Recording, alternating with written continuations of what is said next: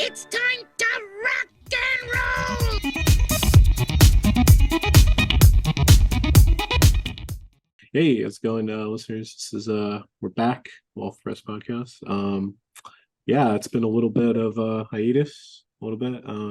Joined by Diego Crespo. Diego, how are you doing?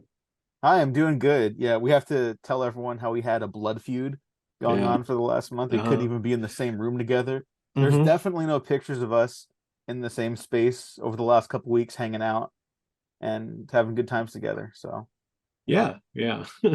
But yeah, no, I just want to say before we officially kind of start this that yeah, this it's been a little hiatus. We were trying to figure stuff out in regards to in regards to the strike going on, kind of struck movies that are being talked about right now. Don't want to sort of promote them in respect to the strike.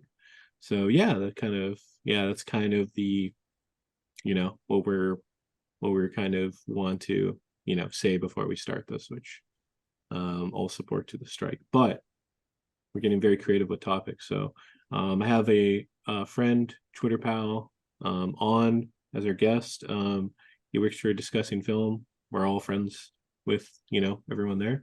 So welcome to the podcast, James Preston Poole. How you doing? Good, glad to be here. Took us a while for our scheduling finally worked out. yeah, it was a busier month for all of us, even without the trying to figure out like what to talk about, Mm-hmm. on online. Um Absolutely. But yeah, we're glad to finally have you here.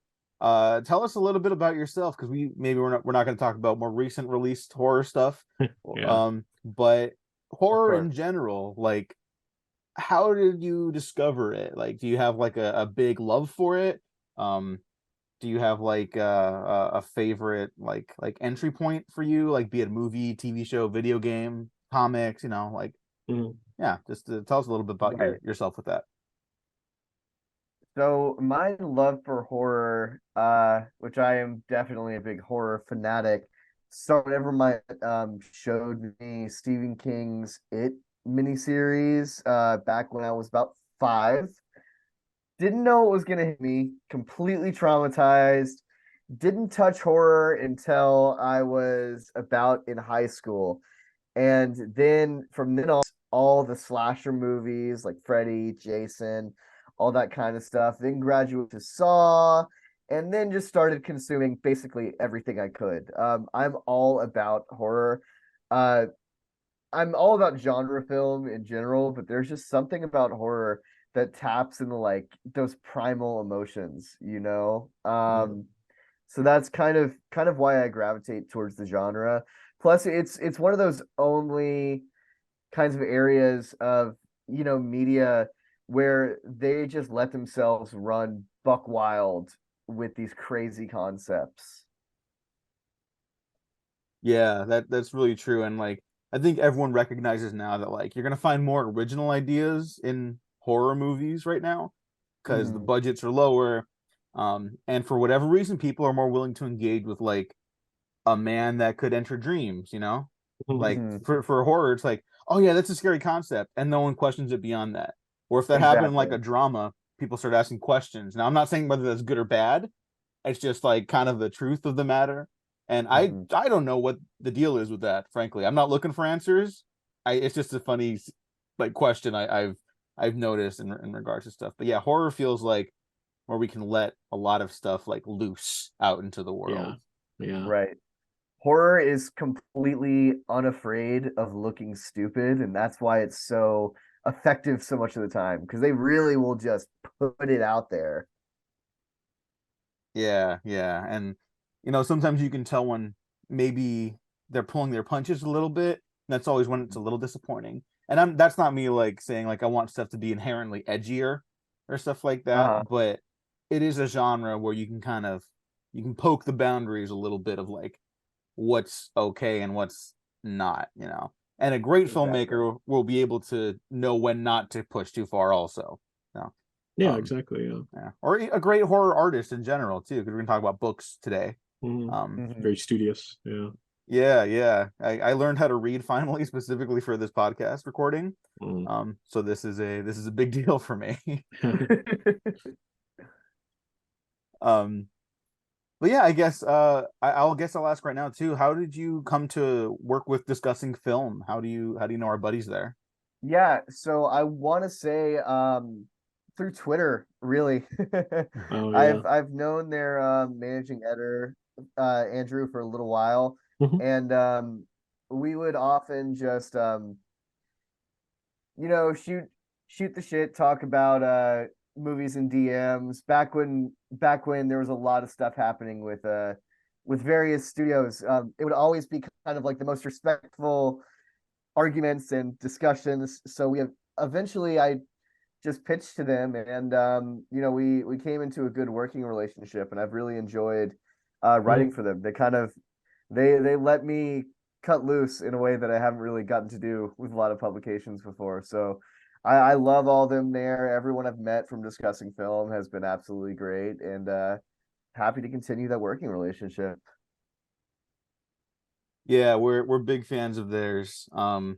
Definitely. I guess like some of the most supportive posts on social media about the strike and Mhm. for the strikers has been through Discussing Film, and I think that this caught a lot Yeah. of people off guard. So Mhm. I always want to shout them out for that too, because that was really really great to see. Not that I could just be friends with these people in real life, but it's like okay, everyone here can put their money where their mouth is, and Yeah. yeah, so that was it's just been very nice to see. So it's good to hear that you've got a good relationship with them too. Yeah, and I wholeheartedly agree in terms of those posts. Mhm. I think people need to hear things in blunt terms of Yeah. like because the studios are refusing to pay actors fairly instead of just saying because of the strike, because that really is what it is at the end of the day. Mhm. Yeah. Banger tweets or Yeah. Z's. Yeah, I mean that is Sorry. like this is the last thing, and then we can move on to the actual topic Mhm. of the day. Yeah. But like Right, right. that is a big like difference for how this strike has gone down versus the previous writer strike in 2007, 2008, and the I don't know when the last actor strike was, but I think it 80s. has made a big difference for how the public has perceived it. It's not just Discussing Film; they get a lot of credit, not all of it, because many people have put their money Mhm. where their mouth is now. But Mhm. I think we just understand like there's a lot of like inequality financially and inequality all around. Unfortunately, right now it's a little hard Uh, everywhere. Mhm. And I think people just know bullshit when they see it, and they know, hey, the workers are saying they're not paid enough to work. You should just pay them more. Like you can't lie about that anymore. It's like just take care of your workers, and you won't have this problem. But Yeah. there's no reason to Yeah. sugarcoat it. We all see what's going on, for they yeah, say. yeah, exactly. So hoping for the best for SAG, because they deserve uh, everything the writers got. Yeah. And Yeah. Absolutely. yeah, yeah. So fingers crossed. Hope that all works out. But yeah, this is our Halloween special. We're talking about Mhm. scary books. So we talk a little bit about your origins with horror, James.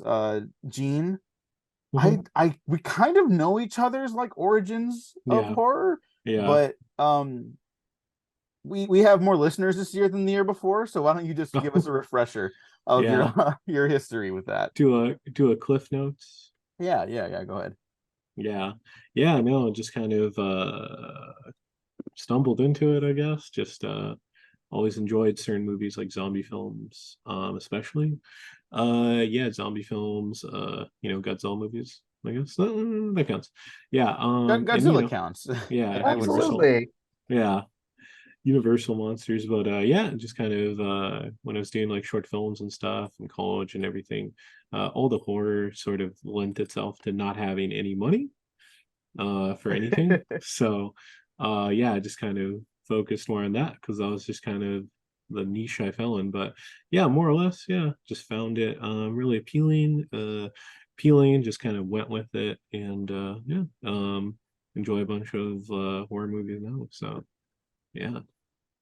Yeah, I think horror does have like at first it was disreputable because of the low like budget, the low quality aesthetics of it. And then now it seems like we've all kind of embraced that. Like I don't remember if this movie falls under the jurisdiction of the the Struck company stuff, so I'm not Mhm. gonna mention what it is, but I saw something very recently, and I'll shout it out again once the strike is over and the writer and the actors win what they deserve. Mhm. But it was just so like inspiring, and it felt like a bunch of like excited kids got together and made like a really gross, scary movie, and Mhm. it was just so much fun. And I was like, yeah, that's like you can only do that with this. Like if you try to make like a really fun like drama, like you can probably do it. It's probably way fucking harder, you Yeah. know. Mhm. You can't have as much fun with like gore effects in a drama. If you put a bunch of gore in a drama, you're gonna make a downer, or you're gonna make something really fucking goofy. Mhm. And you know, this goes back to like the old pulp comic books, like the EC comics and stuff. Mhm. Um, Yeah, they're fun. which yeah, we are super fun. And I only discovered those through watching George Romero's Creep Show finally last year. The Yeah. great late George Romero. Um, and that Uh, yeah, that probably led to the Comics Code Authority. Those comics. oh yeah, because they were like, hey, this Boo. yeah, Yeah. no, The no, Comics fuck Code, those yeah. guys. They're like yeah, if anyone knows that, the Comics Code Authority just kind of you had to like get it approved. So there's like stuff where it's like Spider-Man comics that are there's about like there's a comic that was about not using drugs, and they're like, no, you can't use drugs at all, even if it's a positive message. So they just did it without it. And then I don't think it exists anymore No, either. So I think yeah. it's either been disbanded or people Expanded, just yeah. don't care about it anymore, which is always great. Hmm. Yeah, don't like what does Mhm. Guillermo del Toro say? Like, you know, be like disrespectful, you know, Yeah, there like you go. don't get Yes. yeah. Yeah, I Mhm. love that guy. Don't worry about respecting authority, you know. Like Yeah. there it's usually stupid. Here's the truth about life. This is the one Right. thing that we can all agree on. No one knows what they're doing at any point in time. We're all just kind of No, winging not it. really. Yeah. Yeah. Yeah. So Exactly. Yeah. you know, just have a good time. Have a good time. What's really a good time is Stephen King books for Yeah. me. Hmm. Maybe not all the time, not all the Not time, all the but time, no. when you write There's some, yeah. when you Mostly write good that ones. much and that fast, like you know, you're gonna swing out a couple You have times. that much drugs too. Hey, yeah. True. I mean, it's no shocker to anyone who's listened to the podcast, but like my favorite Stephen King book is the original It. Mm. Um, I would never say it's perfect, No. but I think Yeah. it's all his weird interests and fascinations like cobbled together into like this like insane text. I have to admit that I've not read the Dark Tower series yet. Okay, so Me I neither. I I need to. Oh, everyone tells me. Well, I it's know like this. 17 books in that series. Yeah, but It's a I'm lot. excited to read that eventually. But for Yeah, like it's a big his commitment. straight horror stuff, like is like seminal for me. I also saw the '90s movie, um, which I think is very underappreciated. Also not perfect, Yes. very not perfect, but directed by Tommy Lee Wallace, who Hmm. was a John Carpenter collaborator, and I think a very, very underappreciated filmmaker when he was working regularly. But yeah, Was so that Tommy Lee Wallace the guy who made Halloween 3 Season of the Witch? fuck yeah, Yeah. that's my Incredible. background. Yeah. Hell yes. Halloween Yes. 3. One Yep. more day till Halloween. I know. I Yep. have, oh my God, I haven't done my annual thread of the Halloween, like the theme of the TV show or Hmm. the TV Get commercial. The little get your jingle, silver yeah. shamrock masks ready for tomorrow, boys. Yeah. I know. I actually don't have one, which Yeah. is kind of embarrassing considering how hard I've swung for that movie these Alternate last couple of ending. years. Yeah. Alternate ending, Halloween ends. Hell Shamrock. yes. Oh yeah, yeah. Shamrock.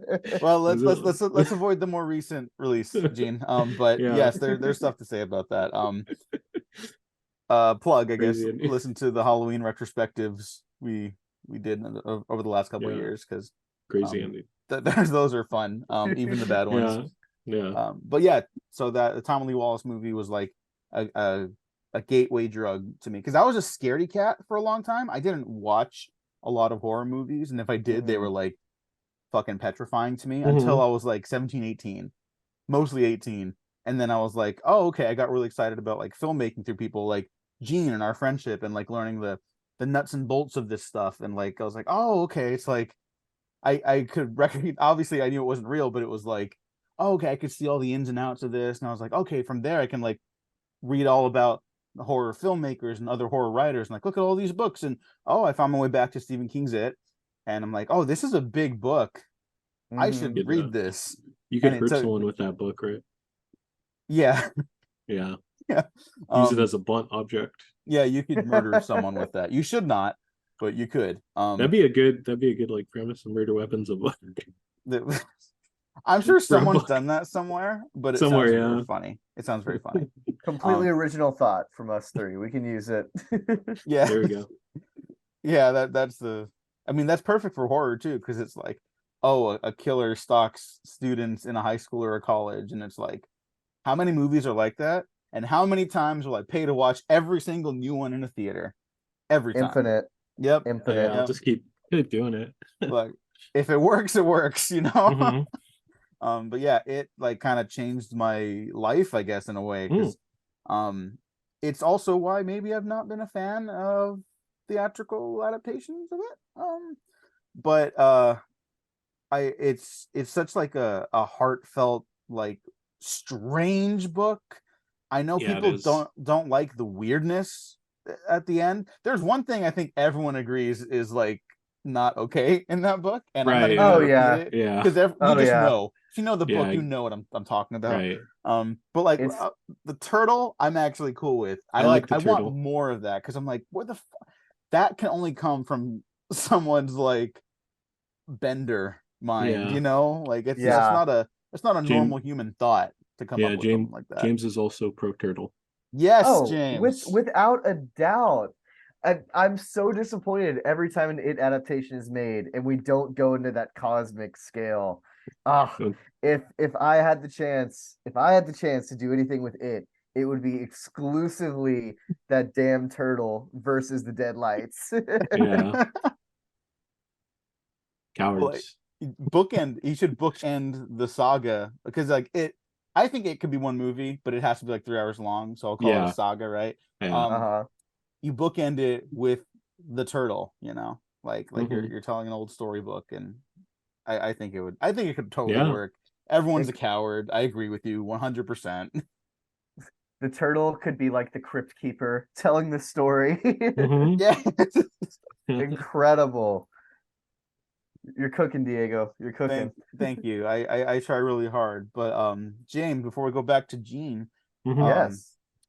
I guess let's dive into it because that's not even my favorite horror book. I just wanted to talk about it because I love it so much. What is your like a favorite horror book of yours? Like if you had to recommend someone, this is the bee's knees. You got to read this over the weekend.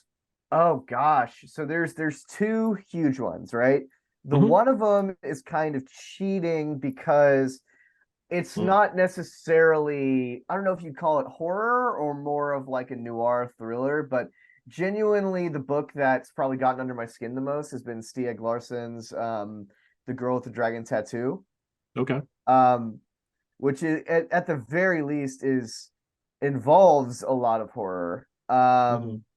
But that book has always struck me. But if I had to have a complete number one, fits neatly into horror, it would again be a Stephen King book. It would be Pet Cemetery. Oh, okay.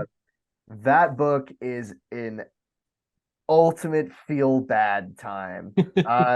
Yeah. I mean, just It's bad. the very thought of trying to resurrect a loved one or even a pet and them just coming back wrong, not even like necessarily like a zombie, but just so uncanny valley wrong, just plagues my nightmares. And that book is so bleak in a way that I think predates a lot of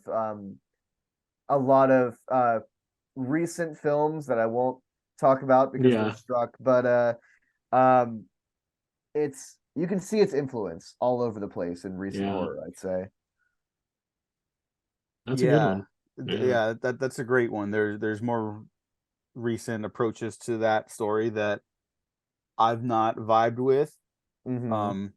But that book is terrific, and it's easy to see why someone like Guillermo del Toro wants to adapt it. Mhm. Because I think he's been on a little bit of a mean streak lately. Nonetheless terrific, but I think his work is getting angrier. Yeah. Oh Um, yeah. and that's a very nihilistic book. I'm glad you brought up that Yes. aspect of it. I mean, if Nightmare Alley counted as a horror book, that would be way up there too. Yeah. But that one's so genre bending, I can't even classify it. Yeah, it's I mean, like you mentioned, like the kind of the noir aspect, and I think the beauty of horror is also that it's so flexible as a genre. You know, like Absolutely. that's why these nerds, Gene and I, and probably you included, are like, well, is it a horror movie, or is it more like a thriller with like horror elements or whatever? Or like even when more recent stuff would come out, like stuff that's even nominated for Oscars, because of that, people are like, oh, it's elevated horror. It's not just horror, or it's more of a psychological thriller. And you're watching someone's brain being removed. I'm like, that's not psychological. Mhm. That's a physical effect it just had on a person. You know, like to Yeah. me, that's horror. It's I fine. like the Bruce Campbell quote where they asked him what elevated horror was, and he was like, "What's that?" He didn't know. No, y'all are so right. Uh-huh. It's so I think what it all stems from is that horror was such seen as such a low genre for so long, and completely unfairly, that we're all just cowards. We all can't just admit it's all horror, you know? Yeah. But no, that's a pretty good book. Let's swing around back to Gene really quick, because I want to know Yes. your favorite horror book, Gene. Yeah, I think it would probably be I Am Legend by Richard Matheson. Oh, you fucker. Okay. Ooh. Well, Oh. that is my favorite Oh, darn. book Well, ever. So like we could just talk about that right now together. talk Go about ahead. it Go ahead. more. Go ahead. Yeah, one of the writers from the original Twilight Zone, or at least the first season, Richard Matheson. I think he passed away fairly, somewhat recently. A within decade the last ago, but decade ago. in Okay. terms of losing the greats, that is kind of recent. Right. Rest Yeah, I in know. peace. Yeah, rest in peace. Yeah, he's a great writer. Some of the best Twilight Zone episodes. I think he was Eye of the Beholder. I believe that was him. So that's cool. But yeah, I Am Legend. Really, I don't know. Yeah, when I was reading it, it's very creepy. Makes you feel like makes you feel really immersed, where it's like behind any corner it could be like a vampire or like a mutant or whatever. And yeah, just like the way how methodical it is really interesting. Like he's killing vampires, and just like all the nuance of it too, because it's like revealed he is evil, I guess. Mhm. Right. Well, he Kinda is like- he's the monster. Yeah, he's Yeah. the monster. There you go. The twist. Yeah. It's like the Twilight Zone. But yeah, I mean it's my favorite thing I've ever read. And I read that one in I must have been. It was like right before the movie was coming out, the Will Smith one. Oh 'cause yeah, you're probably like 14. yeah, we don't have to age ourselves right now, but Yeah, okay. but yeah, I was the younger guy, Mhm. and I was really excited for that movie, and I read the book, and it just totally blew me away, because I was expecting like an action horror movie, like Right. Aliens or something. Yeah. And what I got was just like an eye-opening story that I'd never really experienced before, Mhm. where it ultimately comes down to Robert Neville realizing that he's not like humanity's like done. That's maybe the first time that idea was ever presented to me in a work Yeah. of fiction. It existed outside of that for a longer period of time. But for me, reading that book, I was like, oh, it's like over. Like, no one's going to save him because maybe he shouldn't be saved. Uh-huh. And he's been hurting these people. It's their world now. And like just those concepts like were so much for my brain to handle. Like I'm kind of like shocked I even responded positively. Like there was never a point where I wasn't obsessed with this book Mhm. after Very I good. put it down. Yeah. And yeah, so it's this great like sort of science fiction story. It's just great horror drama. Yeah. It's also I think you mentioned like the mythological aspect, Gene, because like he is legend, that's him. Mhm. But Yep. it's also understanding like the weight of telling stories that become legends in our world by telling a legend in a fake world that doesn't exist, Mhm. and it's so good. It still feels like I'm waiting for that great adaptation down the Yeah. line. and I believe I'll get it one day. Mhm. But I don't need it. No, there's This book is everything for me. yeah. I need a poster of it. Like, I'm not a collector, but if there was a giant poster of it, I would spend more than I'm comfortable admitting on this podcast to get a All poster of it.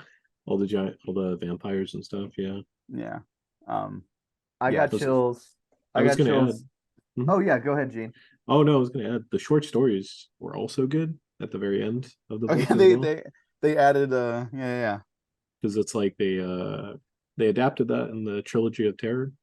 The shot was it like the little stabby doll?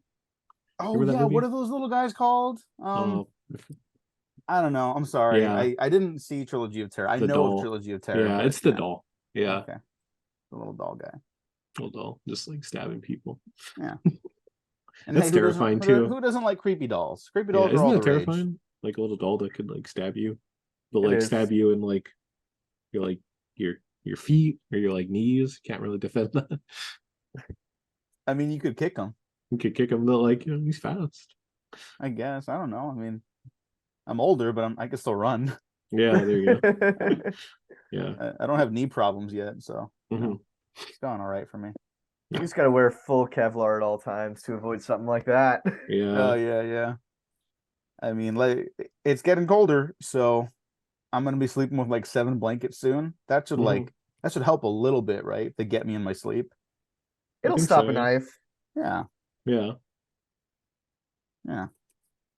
I don't know how we got there, but anyways, let's see what other horror. I mean, we don't have to stick to like Stephen King specifically. It Mhm. does feel like he takes up a lot of real estate for horror stuff, and then, again, Yeah. for good reason. For good For reason. good reason, yeah. He's not like some hack. No, he's kind of- not. Right, yeah. Yeah, he's kind of Definitely like the not. guy. Mhm. I mean, how Um, could you not take up that much real estate when you write as much as he does? Like, he's probably written 3 books just since we started recording. Yeah, he's still riding. Yeah. His son's riding too. His son's a damn good writer too. Yeah. 20th Century Ghosts, definitely highly recommend if y'all haven't read that. Oh Great no, I've not, anthology. no. Yeah, could you tell me about it actually? Because I'm significantly less familiar with his work, but I did read No for 8-2, and then or no Right. yeah, and then In the Tall Grass, that was the Rolling Stone short story that he co-wrote with his dad, Yeah. and I actually really responded to that, and maybe there was something that came after that I responded less kindly to, but that short Of story is course. very good. Yes. Obviously there was a rather big adaptation of one of the stories from 20th Century Ghosts that we will not talk about. Mhm. But that anthology collection just goes through so many different subgenres of horror that it kind of has a little something for everybody. And I believe Joe Hill's his name, right? Joe Hill, yeah. Yeah.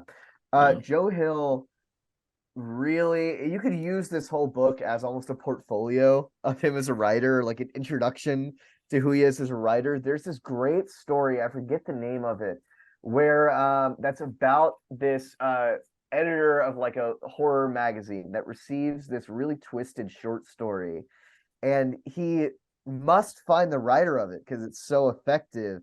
And he goes to this person's house, and it basically turns into Texas Chainsaw Massacre. And it's so incredibly like you can feel like the grime coming from this house that he describes. It's like wandering into a weekend at Rob Zombies. It is fantastic. Nice. Yeah. And then Oh, of course there's one about a haunted movie theater that I think y'all would Mhm. also really enjoy. Just Mm. check out any story from 20th Century Ghosts, and you can see that this he's got the juice. He's got the juice. This is Got no the nepo. sauce. Yeah, this is no nepo baby situation. He is the real deal. Yeah. Him and Jack Quaid are the only good Nepo babies. Yes, agreed. Yeah, and credit to Joe Hill because he's going by Yeah. Joe Hill, not his I given want- name. Yeah, I want to know the origin of like why he chose Joe Hill, because it's like Nicolas Cage was like Nicolas Coppola, but he loved Luke Cage. So he just like Yep. went with Cage. I wonder why Hill was that. Like that was like a last name he responded to. Maybe it's a tribute to Deborah Hill of Halloween fame. Oh, maybe, yeah, yeah. yeah. There we go. Now, see, that's a way more touching suggestion. I was gonna be like, oh, because his dad's king and he's Hill, so it's King of the Hill. That's totally what it is. Yeah, like Damn that- it. No, I like your answer better though, because that's like really touching. And I also have a produced by Deborah Hill shirt. Same. yeah. That Yeah. Was that the was it Tizon Sen who had it? They don't have it anymore, but it I was think it was Supriyaki. super. Yeah, Okay. Superyaki might still have Okay. it. Okay, okay. I think there was another one, but yeah, there's been a couple supporters of Deborah Hill, thankfully. Right. Because we don't have that franchise without her influence on it either. Yeah. Absolutely. Yeah. So respects and RIP. There was another book I wanted to bring up that's fucking okay. Well, this isn't like this wasn't the one I was going to bring up, but I just have to mention it right now. Did anyone else read Lord of the Flies like in grade Oh school yeah. or high school? Yeah. I had to read that legally. Yeah, I had to read that. okay, because that's I got it. obviously that's not like horror in the conventional sense, It's but horror. I mean, It Yeah, kids man. get definitely is fucked up in horror. that. So, Mhm. Yeah. Kids die. Yeah.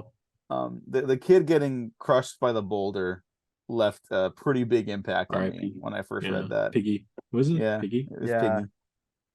Yeah, So somehow I have never read Lord of the Flies. Really? Oh. Yeah, I guess I just never had an English class where I had to read that. So I feel like I've absorbed most of that book through just cultural osmosis. Yeah. Um, Rewatched the Simpsons parody. on it. exactly. I mean, Yeah. that's how we consume most horror stories, right? Like Oh, I definitely saw the Simpsons parody of The Shining before Yeah, I The got into Shining. that book. The Shining, yes. so many good Treehouse of Horrors, I was gonna say. So many, Absolutely. yeah. Also, is it like it's better, I don't know. Maybe some are good, but like they just do like parodies now of like random things Yeah. for the Treehouse of Horrors. It's kind of a bummer. Yeah. I mean, hey, they did a great, I guess, like send up of the Raven because it's not a straight parody. Like it's like Yeah.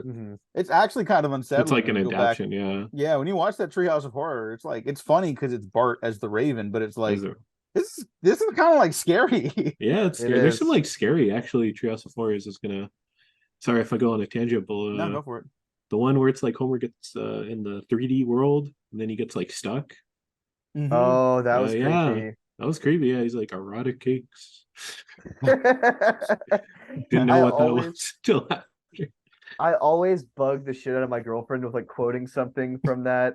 I Mm-hmm. forget if it's that episode or is that the same time travel one? Time travel. So where he uses the toaster to time travel or Oh, no, that's a yeah, different one. That's a different, yeah, because he messes up the future, yeah. Because that's the one with like Willie. Every episode Yeah. had Willie getting like stabbed in the back with an axe for some reason. Yes. Yeah, and then he's But- like Freddy Krueger. Yeah.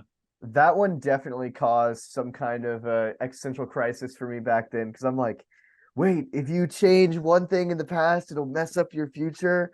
Mhm. But like I was saying, I always annoy the shit out of my girlfriend by quoting that part where he like lands on the first like fish to crawl up out of the ocean. He's like, oh, I wish I hadn't killed that fish.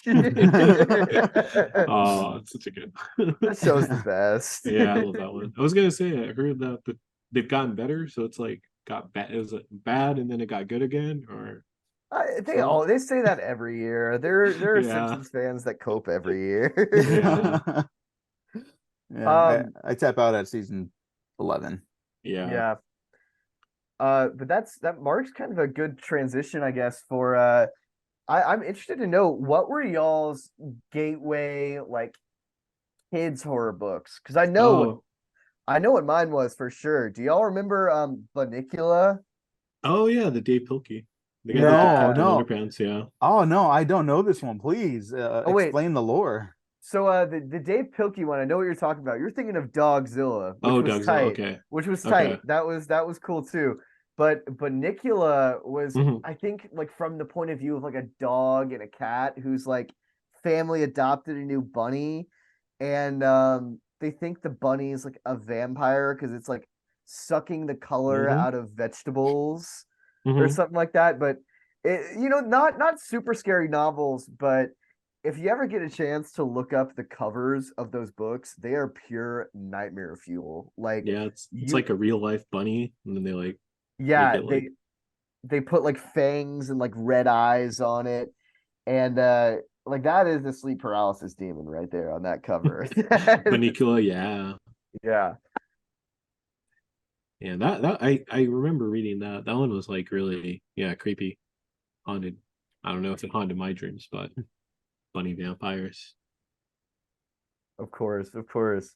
But what were y'all's gateway horror books? Like, I I guess mean, the kiddie pools of horror Yeah, books for you. scary I scary mean, stories to tell in the dark. I missed that one, and Oh, I okay. just want to say because I want to hear your stuff on that, Gene.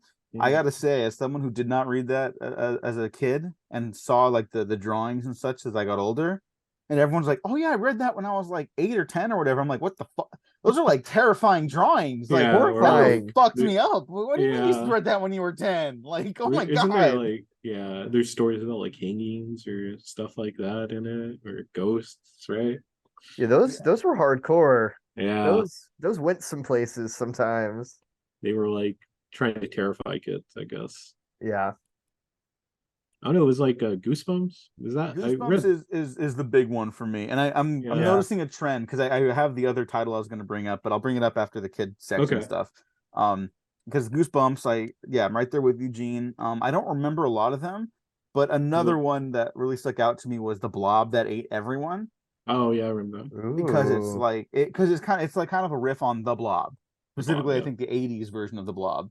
Yeah. Um, The Blob that ate knowingly or everyone otherwise, though. it's very similar. And then it ends, the human saves the day, whatever, and then you like kind of cut back to the like the reader telling perspective, and it's a bunch of blob-like creatures talking about like, oh, that's a sad ending. The blob should live, and you're like, you're right. The blob should live and eat everyone, and then they Mhm. rewrite it, and then the story ends. And it's Jesus like, Christ. yeah, That's and I was funny. like, what? You could do that? Like, Mhm. I don't feel like you should be able to do that, like when I'm reading that as a younger guy. Um, but that one really like also struck a chord with me. It's not Mhm. obviously not on the same quality level as I Am Legend, but it Right. was another one where I was like, oh, it's over. It's not about Yeah. us. That's strange. Huh. Mhm. I gotta do some thinking again, you know. It's Do you almost sounds like a spiritual remake of I Am Legend in a I sense. know, but with blob people. Blob Yep. people, yeah. I was gonna say, was Goosebumps actually scary? Or was it like Oh, just probably your kid not. brain? They're Probably okay. probably Uh yeah. Because I Goose remember like some like still kind of hold up, I think. I don't know. Where it's like someone Goosebumps. gets their mask stuck on them, right? Oh, that was a horrifying cover. Yeah. That was always the one I couldn't even look at. But It's like no, mm, I'd say Goosebumps is kind of scary because the endings to most of those are pretty bleak. They always yeah, kind of leave you in a bad place. yeah. Mhm. At the very least, though, I think they're perfectly enjoyable as adults as like super campy Mhm. kind of horror stuff. But yeah, I think for kids at least, those still bang. They're still pretty scary. Yeah. Yeah, I like the mention about like the campiness because they rebooted it as a movie series twice, Mm. or they tried it Right. twice, and then there's a TV show going TV on, show. No? that no one's talking about. So Yeah. oh well. But there's like I don't know the covers like I'm looking at a bunch of them right now, and I'm like, yeah, those covers those are super fun. Like Yeah. those are super cool looking. And I don't remember like most of these stories, but there's No, me neither. one, the horror at Camp Jelly Jam, which if that's not a camp title, I don't know what is. But Yeah, I remember the face on that cover of the person. And that's a scary fucking image. it So is. yeah, hey, Mhm. it works when it needs to, is the Yeah. end result of Goosebumps. What I love about Goosebumps, and I swear this is the last thing I'll say about Goosebumps. I No, could no, no, talk Oh go no, of for it, go course, the yeah, for it. keep entire talking. pod about it. Is some of their endings are just out of left field. Like there's this story called like Nightmare at Camp Blood, I think, where the whole time like all these campers are disappearing, and then at the end, all of the disappeared campers come back, and the kids' parents who are dressed up in astronaut suits come in. They're like, "You kids passed the test. Now we're ready to go to Earth." And it's like, what? This whole thing was like set on another planet? Why? But it was also kind of was like, okay, that's what I love about horrors. You can just be so out of left field. Yeah, there you go. Yeah, and you just know there was a bunch of people that were like, "That's the stupid ending, the most stupid ending ever," and then another group of people that were like, "Oh, that was awesome," like. Exactly. All right, so the other one I wanted to mention that's not Goosebumps, unfortunately, because I would actually be down to just do a fucking deep dive on Goosebumps, but I'm Yeah. woefully underprepared for that right now. No, yeah, same. um, We'll the return to story. it next year. Oh, hey, I'm down. I'm down if you guys are. This is a Hell yeah. short story written by Nathaniel Hawthorne called Young Goodman Brown. Oh yeah, I vaguely remember that. Yeah, Yeah, okay. I think we actually read this in the same class, Gene. probably. Yeah, probably. But it's about this puritanical guy from New England who he basically just it's about him and his relationship to the town, and I actually don't want to give it all away, but I'll just kind of jump to what stuck with me about it, and I think it's just a through line of horror stuff I like now. He's like has this weird relationship with his wife, his family, the people in the town. And then at the end of the story, he comes across all of them in surrounding this big bonfire in the woods, and like they're doing some occult shit. And he wakes up like the cold sweat, the whole like, like everything, right? And he doesn't know if it was a dream or if it was real, and it doesn't matter because now his perception of the world around him is so changed that it's like it doesn't matter if it was real or not real. Like he's never going to trust any of these people again, and they're never going to trust him again. And it was just like it's a wild little short story, but it only gets wild at the end. Before that, it's like it's just normal weird. But I would really recommend that, and I'm kind of surprised more people don't talk about that one, frankly. Yeah, but it's a good one. Someone should do a short film about that or something. there you go. Yeah, I'll have to check that out. yeah. It's also just free to read like all over the internet because it is from like 1835. Yeah. Okay. So, Copyright yeah, laws yeah, lapse. anyone can just go ahead and download a PDF of it. It's like the Yellow Wallpaper. You all know that one? I've heard the name. Yeah, I don't okay. think I've read it. I read it once and it didn't make as much of an impact on me. So let me just pull up a thing. But it's also Yellow Wallpaper is also public domain now. It's published in 1892. You can just grab a copy anywhere. But it's like this metaphor about like this woman dealing with like the constraints of like the patriarchy, and she's like losing her mind, and she's like obsessed with the yellow wallpaper, right? And it's a lot. You can trace like a lot of modern feminist horror to this, even like the really nihilistic approaches about like a woman trying to gain control over her own agency, right? Right. Like this isn't the definitive story about that, the yellow wallpaper, but you can trace a lot of those, like the origins of like the guilt and like the inability to care for like anyone other than herself because of the constraints of a male dominant society put upon her. But it's all metaphors and shit like that. Like this is a lot of like later text coming to this story. Not that it wasn't there, but like revelations of it are more like well founded now that we have as a society a deeper understanding of what's wrong with society, I guess. Right. But yeah, also free. Check it. There you go. 2 free horror stories. What other podcast is going to give you 2 free horror stories to check out? I don't know. None. Yeah. Yeah. Look at that. Look at us now. If we're going back in time that far, I'm surprised y'all haven't brought up Mary Shelley's Frankenstein yet. Oh yeah, there we go. I know. What the fuck is wrong with us? We're hacks. That's another one. I feel like I don't know if this happened for you two, but I had to read it for an English class. Yeah, same. Yeah. But I did not. But I read it later because yes, I was just interested. That book is so incredible. I feel like it knocked me off my ass whenever I read it. Just because that to me feels like the anti Pet Cemetery, where kind of out of a monster, something like real consciousness and real emotions, real humanity is born, but everything around the monster hates him. And Mhm. that has always stuck with me, and that slow, I think, self-actualization, self-realization of what he is what makes that story so uncanny, because once you open that Pandora's box of messing with creating consciousness, you Mhm. can't close it again. Yeah, no, that's yeah, no, I'd agree. Yeah. Also, yeah, it's also like none of the adaptions really cover that either, I would say. Hmm. None of the like old Universal sort of stuff, or maybe even the Hammer versions of that. So yeah, definitely read that book for sure. Absolutely. And I Yeah, I guess it's mean, is that the best horror book of all time? Like, Oh, I don't know. I don't think I've read enough to yeah. definitively say like, mhm. Ask Stephen King, yeah. yeah, There you for go. Yeah. real. Yeah. No, Stephen King is kind of a weird guy. He'd probably give some like way out of left field answer. Hmm. He'd probably Probably, s- he'd probably say Bunnicula, Manicula. honestly. Manicula too, yeah.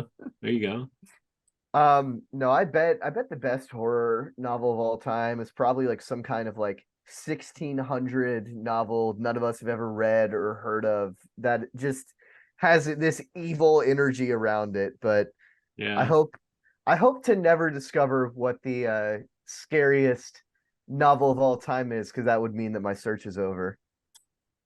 That's a good way of looking at that. Hmm. Yeah. Um, no, I'm really glad you brought that up because I think I never would have forgiven myself had we not talked about something that seminal, like not just to us, but to the world. Of You know, course. like Yeah. there's a reason people keep going back to that text, and it's more than just like the imagery of the lumbering dead man with the screws in the side of his neck. Like Hmm. what you brought up, like thematically and all the ideas behind it, like it's something I think a lot of us are still curious about now, Yeah. and all this stuff about like if society's not going to allow you to do something, you're going to try to do it yourself, and just Hmm. the pros and cons of taking that leap, and all this stuff about faith and science and Hmm. gay subtexts, which Oh I For yeah, think that's more sure. right. people are drawn to now more Yeah. than ever, or at least they're talking about it now more than ever, which is always Hmm. great and fun. Mary um Hmm. Shelley, ahead of her time. oh yeah, like she's like Very one of the much so. definitive head of her time people. Yeah. um yeah, that's terrific. That's the cover of this episode, Frankenstein. And Yes. we're gonna make people wait till the end of the episode to talk about it, but Of that's where it course. is. We got to build um hype somehow. yeah, Hmm. yeah, There you go. uh Yeah. I guess as we wind down, anything else we want to talk horror related book wise, or Uh, yeah. I guess I'll go with one that I just started reading. Mm. I've so I don't know about y'all. When it comes to reading books these days, I usually do audiobooks because I drive a lot and it's Yeah. a good way to pass the time. Hmm. But I've been listening to the audiobook of William Peter Blatty's The Exorcist, Oh, okay. and I'm really enthralled so far. Much like with its adaptation, it took me a while to kind of come to this text, and I just don't think I was prepared for it when I was younger. But now, giving it another shot, it's resonating really well. So, I mean, who knows? He can completely blow it in the end, but so far, the book's pretty excellent. High recommendation.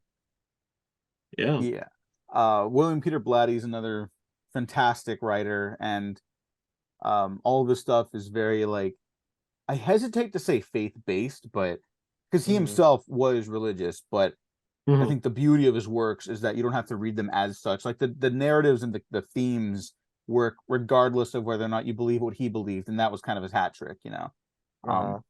I'm very curious about Legion, if you ever read it. That's the sequel book he made, which eventually became Exorcist 3, the film. That's the Yeah. Um, plan. That's the okay, plan Yeah. for sure to move on to that one. all right. Good luck. Hmm. I love that book and that movie. So Yeah, there you go. Sweet. yeah, those are real winners in my house. Just For sure. nerves. Yeah. James, just thank you for also like covering our asses with like Frankenstein, The Exorcist, two very big important horror things in general, not just for books. And we didn't mention them. You did, so thank you for that. Oh, no sweat at all. Gene, final thoughts on horror stuff. Oh no, it's just it's fun to read. It's good to have a horror movie in your mind sometimes. Yeah. Sometimes Yeah. it's like it's so fucking cliche to say now, but it's like sometimes it's scarier to not be able to see the monster. Yeah, exactly. It's And true. like Yeah, it's true. sometimes it is, yeah. And sometimes Like Blair Witch. There you go. yeah, which is the fucking scariest shit ever. Yeah. Yeah. Need to rewatch. I'll try to rewatch that. Yeah, you should. I need a VHS player because I want a VHS VHS copy of that. That's the only movie I want a VHS copy of, though, just because I feel like it'll be scarier. Yeah, probably. So how are y'all planning on spending your Halloween? I Oh, might on a just Tuesday play- night. Yeah, I'm Yeah. gonna I'm gonna get home Uh-huh. and then I might just stream Resident Evil 8. Yeah. Oh, hell yeah. Yeah, because Okay. I Yeah. have not played Resident Evil 8 yet. This is just background, but I'll explain just for James. I Uh-huh. started streaming a little bit on Twitch during that first year of the pandemic when like no one left their homes for like 6 to 9 months unless they had to for work Unless they were crazy. Right. too. or were forced to make a living. Forced to. Yeah. Unfortunately, because we live in a Yeah. fucked up country. 100%. But I started doing that and I was like, okay, I'm gonna play Resident Evil 8 when it comes out. And I was like, wait, Mhm. I'll make a promise to myself and the 5 people that viewed my Twitch stream that I would not play it until I stream it. So I've got a whole setup. I even got a PlayStation for the new Spider-Man game. For whatever reason, the Oh, yeah? audio is not just clicking on there, but I have it Mhm. hooked up to my PC too. So I'm just gonna play Resident Okay. Evil 8. And There you go. Kick if ass. yeah, Well, if I share that link, please. oh yeah, no, I definitely will. And if I struggle horribly at that game, no one can make fun of me. So I beat it. I'll help you out in chat. thank you. I appreciate that. It's like keep pressing X. I know, Keep it's just pressing like- X. I'll play it on like the easiest mode possible. I don't care. Yeah. I don't play games for the difficulty. I got stuff to No. do now. So Yeah. It's just you just play for the story. yeah. And Yeah. I loved Resident Evil 7. So we can talk about Resident Evil 7 all day, but Oh, so yeah. I'm a big Resident Evil fan and I was looking forward to it and I just never did. So but what about Yeah. you? What are you doing for Halloween? So you actually brought up VHS. So I have like a tiny little tube TV that has like a VHS port on it. So I've been trying to collect all the Universal monster movies. So I Oh, might, okay. might fire up Frankenstein, might fire up Ooh. like Island of Lost Souls or something like that, and just kind Yeah. of let the black and white image consume this small little room and get in the spirit. I don't know. It's been so hard to get in the Halloween spirit because it hasn't been very cold yet. But now that this cold front rolled in, I'm at least in my area. For background, I live in Texas, and our weather is super unpredictable these days. But it's finally getting to that right mood right now. No, we That's cool. actually, I mean, I don't know about your side of LA, Gene. We're like on the opposite side of the Yeah. downtown area. Right. But the temperature's not been cold until like literally yesterday. Yeah. Yeah. Like Exactly. literally last night, I woke up and I was like, "Hey, I'm kind of chilly." Shivering. I forgot what that was Started like. shivering. Yeah. Yeah.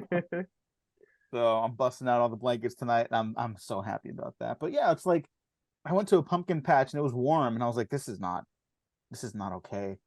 Like, are these pumpkins gonna survive this? Yeah, like it's not the same, and that's a global whole warming. other it's a whole gaggle of issues we are not equipped to discuss tonight. But it's Halloween. It's fun. I'm glad you mentioned that it was a little off too. Like I feel like Mhm. I've been watching horror movies, but I'm not like Live in horror movies. I'm not like Yeah. bathing myself in blood and stuff like that. Fake blood, obviously, for like Mm, parties. I'm right. not Of not course. strange. No, I get it. You have to say that for the podcast. Yeah, Mhm. yes, exactly. You hear like police at my door. But yeah, this is our Halloween special. James, it Yeah. was great to meet you. Thank you so much for joining Absolutely. us. You're welcome back anytime. This was a delight. For sure. Ideally, we can also talk about Unstruck stuff the next time you swing by, but we could talk about that in the future. Where can the 100%. people find you online? Yeah, so y'all can find me on Twitter or X, I guess it's called. Yeah. At James P. Poole. You can find me on the other Twitter like apps. Either I actually forgot my handle, so Blue Sky or I'll just scratch that. I don't really use them, to be honest, yeah. but Okay, that's fine. Yeah. I'm staying till like it just ends, I guess. yeah, no, for real. Yeah. I'm not going to even try to go onto another app. Um, Yeah. Instagram, you can find me. It's just James Preston Poole. Mhm. And if you want to look at any of my work, you can find that in my link tree on Instagram. But I primarily do stuff for discussing film, so just look up my name on there, and I'm sure I'll have some article, the hot take, out soon. Oh yeah, there you go. We love our hot takes. Hot So takes. the more the merrier. Of course. And then Gene, of course, I'm just gonna just say you can find all of our stuff in the links down below. They're always gonna be down in the links down below for Gene and I. Right. So everyone, thanks for listening. Thanks for watching. Oh, Gene, any final thoughts? I'm not gonna cut you off. So No, I don't think so. Yeah, No. just read. It's fun to read. it is fun to read. Reading is great.